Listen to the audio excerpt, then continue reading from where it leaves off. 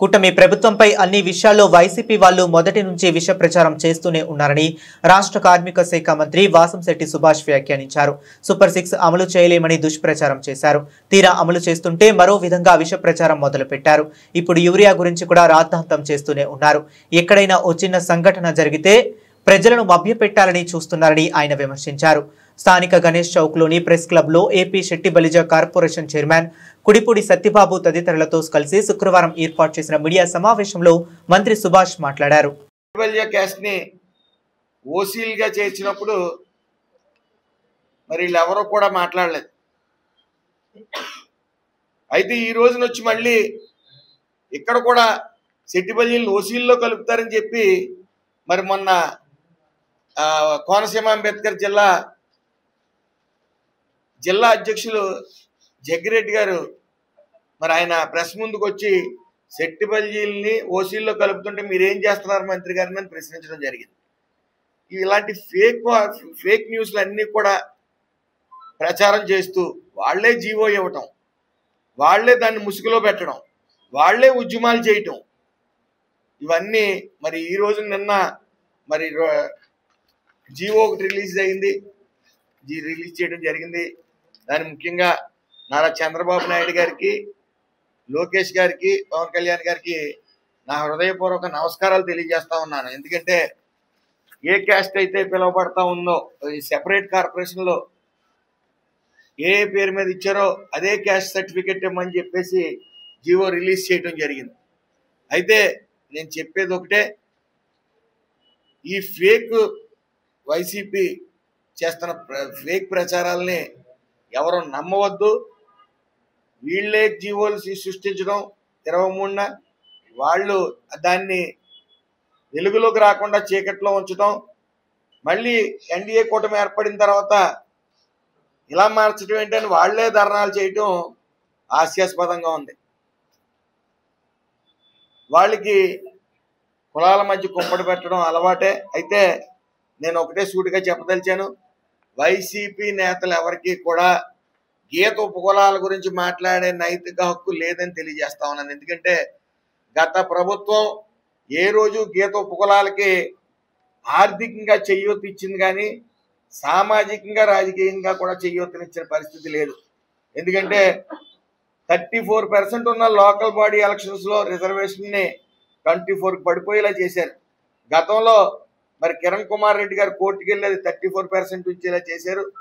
మరి ఈ చేతకాని ప్రభుత్వం వైసీపీ ప్రభుత్వం వచ్చిన తర్వాత అది 24%కి పడిపోవడం జరిగింది. దాన్ని మేము కట్టుబడి ఉన్నాం. మళ్ళీ 34% ఖచ్చితంగా ఇప్పిస్తాం, కోర్టులో పోరాడని చెప్పి మేము తెలియజేయడం జరిగింది. చంద్రబాబు నాయుడు గారు అందరం మాట ఇవ్వడం జరిగింది. అదేవిధంగా ఏదైతే లిక్కర్ లైసెన్స్, బార్ లైసెన్స్ ఉన్నాయో 10% ఈ గీత ఉపకులాలకు చెయ్యూత, ఆర్థిక చెయ్యూత ఇచ్చే విధంగా చరిత్రలో ఎన్నడూ లేని విధంగా మరి లిక్కర్ లైసెన్స్, బార్ లైసెన్స్ 10% ఇవ్వడం జరిగింది. అదేవిధంగా బీసీ రక్షణ చట్టం అనేది అమల్లోకి తీసుకురావడానికి ఆల్రెడీ న్యాయ సలహాలతో మీటింగ్ కూడా నిర్వహిస్తూ ఉన్నాం. 2 మీటింగ్లు నిర్వహించాం.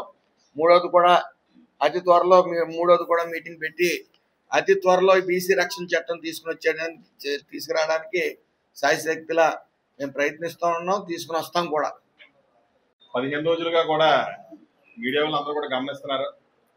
వైసీపీ వాళ్ళు శెట్టి బలిజలను కాపుల్లోకి వెళ్ళిపోతున్నారు, లేకపోతే ఓసీల్లోకి వెళ్ళిపోతున్నారు, లేకపోతే గౌడ్ అని వస్తుంది, తెలుగుదేశం పార్టీ ఎన్డీఏ కూటమి మొత్తం శెట్టి బలిజలకు అన్యాయం చేస్తుందని చెప్పి కొంతమంది శెట్టి బలిజీలు వైఎస్ఆర్సీపీలో ఉన్న కొంతమంది ఫేక్లు ఈ పట్టికల్లో మన మెమోరాండాలు కూడా ఇవ్వడం జరిగింది. అసలు ఈ 15 రోజుల కింద ఈ గౌడ అనే పేరు రావడానికి కారణం గత 23/2/2023లో వైఎస్ఆర్సీపీ తీసుకొచ్చిన జీవో ఇది. దీన్ని 5 కులాలు గౌడ, శెట్టి బలిజ, శ్రీసేన, యాదగిరిగా 5 మన గౌతులచ్చన్ గారు తీసుకొచ్చింది. దీని ప్రకారం జీవో ఇచ్చారు. కానీ దీన్ని మన చెల్లిపోయిన వేణు గారు అప్పుడులో మంత్రిగా ఉన్నప్పుడు దీన్ని అమలుపరచకుండా ఇప్పుడు కొత్తగా మా ఎన్డీఏ కూటమి వచ్చిన తర్వాత మొన్న ఒక 15 రోజుల కిందట ఈ జీవో ఉంది కదండి, దాని ప్రకారం సర్టిఫికెట్లు ఇవ్వడం జరిగింది.